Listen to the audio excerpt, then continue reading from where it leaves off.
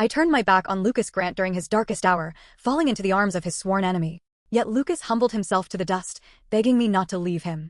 Nestled in another man's embrace, I poured half a glass of wine over his head, my smile dripping with scorn and contempt.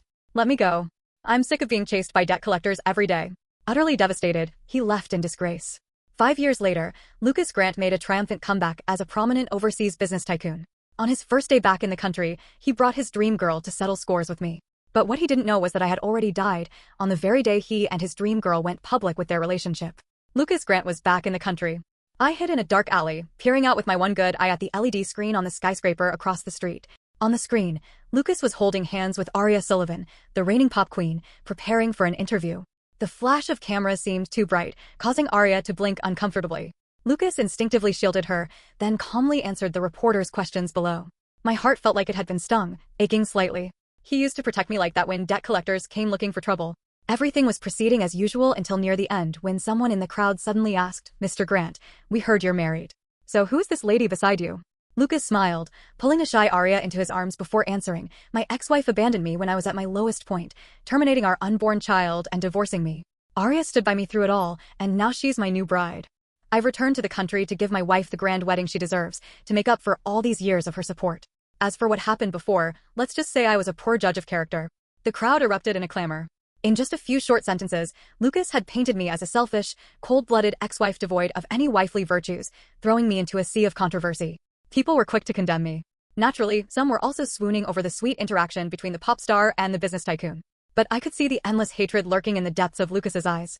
Even through the screen, it felt like he wanted to devour me whole. I realized deeply that he hated me, the kind of hate that wished me dead. My blood almost froze. My body, already cold, now felt like it had plunged into an icy abyss. I clutched the red string bracelet in my hand. Averting my gaze, I limped away on my broken leg. As I neared the basement, a little girl bumped into me. When she saw my scarred face and the empty socket where my left eye should have been, she burst into terrified tears. Her mother rushed forward, shoving me hard and cursing, "Ah, you freak. Stay away from my daughter." The cement ground was covered in puddles from the recent rain, and filthy water splashed all over me. The woman hurriedly left with her child, not looking back once. I calmly picked up the red string bracelet from the ground, wiped it clean, and left. During my first year of work, I was in a car accident and almost didn't wake up.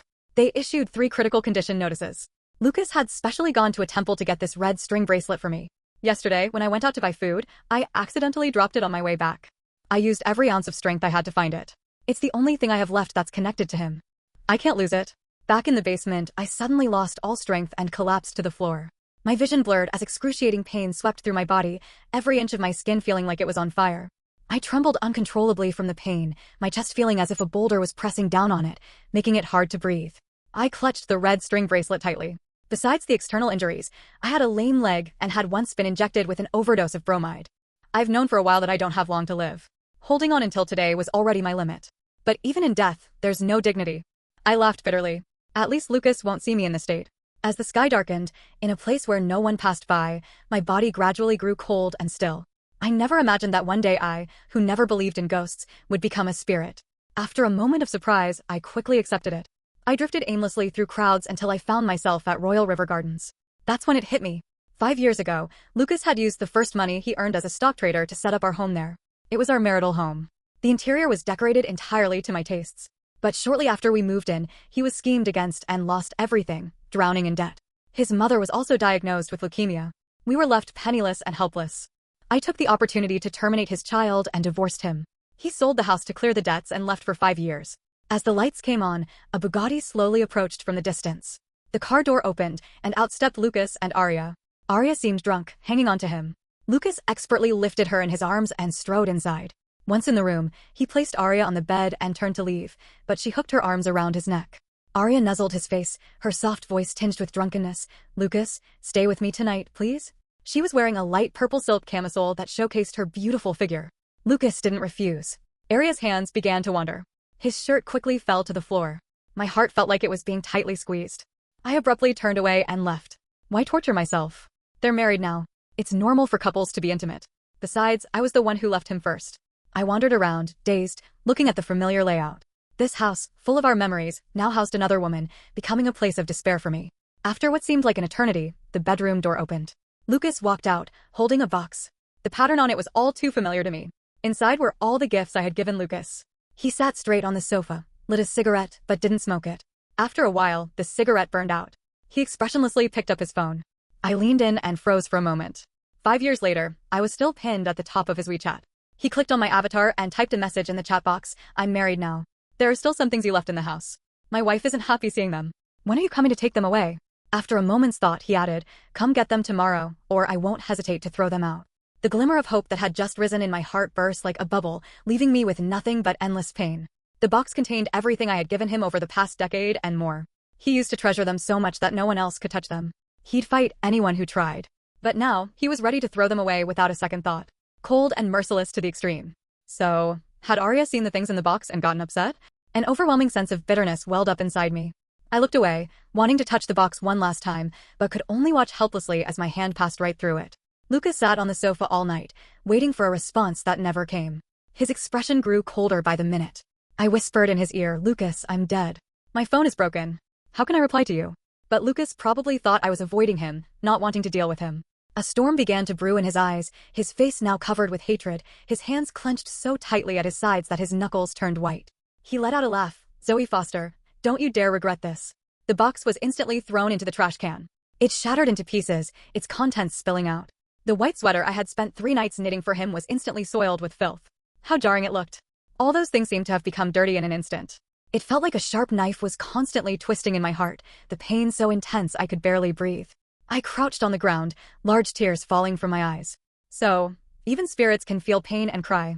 The commotion in the living room disturbed Arya in the bedroom. She came out, coaxing him, Lucas, I have a photo shoot today. Will you come with me?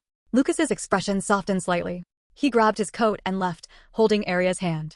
At the venue, Arya, now in full makeup, wore a black cheongsam with intricate embroidery. Her hair was elegantly styled in an updo as she gazed at Lucas with love in her eyes. Lucas, you are the eternal one in my heart. With these words, she rushed to him without hesitation, cupped his face, and kissed him on the lips. The photographer stepped forward. Click. Time seemed to freeze at that moment. I no longer had the courage to watch. Arya posted the proofs of this photoshoot on her Instagram. It immediately caused a sensation. Fans had been obsessing over them for days. OMG. That's my idol for you. Look how smitten Mr. Grant is. Exactly. She's beautiful and so good to Mr. Grant. She's thousands, no, millions of times better than that wicked ex-wife of his. I vow to be vegetarian for life if it means they'll be together in every lifetime. Waiting for the ex-wife's demise. Lucas scrolled through the comments with boredom. Suddenly, he smirked. Zoe Foster, you think ignoring my messages will work? Let's see how long you can hide. All the pain I suffered 5 years ago, I'll make you pay for it one by one. The bitter emotions in my heart couldn't be suppressed. Lucas, I'm sorry. But if I had to do it all over again, I would still make the same choice. After dropping Arya off at home, Lucas went to the company. For the next few days, he didn't return to Royal River Gardens. It was as if he had forgotten about my existence. He was busy flying high at the company. His affair with Arya continued to be a hot topic. Until this day, when Arya's phone rang. He made another trip to the police station. Because Arya had been harassed outside. The car stopped in front of the police station. When Lucas went in, Arya and the man were giving their statements. When Lucas saw the man's face clearly, his pupils constricted. In that instant, my mind went blank too. The man who harassed Arya was Marcus Lee, the same man who had acted with me in front of Lucas 5 years ago. Coming to his senses, Lucas's eyes turned cold. He strode over, grabbed Marcus by the collar, and punched him hard in the face. Who gave you the guts to touch my woman? Does Zoe Foster know you're out here harassing my wife? Or is she too scared to show her face to me, so she's resorting to these despicable tactics? Marcus was thin and weak, no match for Lucas at all. He was beaten until blood streamed from the corner of his mouth. I cried out anxiously, Lucas, stop hitting him. Marcus, you idiot. Why didn't you dodge? But they couldn't hear me. Fortunately, this was a police station, and they were quickly separated by the officers. Arya had already run over, looking worried, checking Lucas up and down for any injuries. Marcus wiped the blood from his mouth and sneered, harassment? I just wanted this woman to delete those photos from Instagram. She refused, so I had to use some tactics. As for you, Lucas Grant, the rumors about you and this woman have been spreading like wildfire. You had a hand in that too, didn't you? You're nothing special, Lucas Grant. You don't deserve her.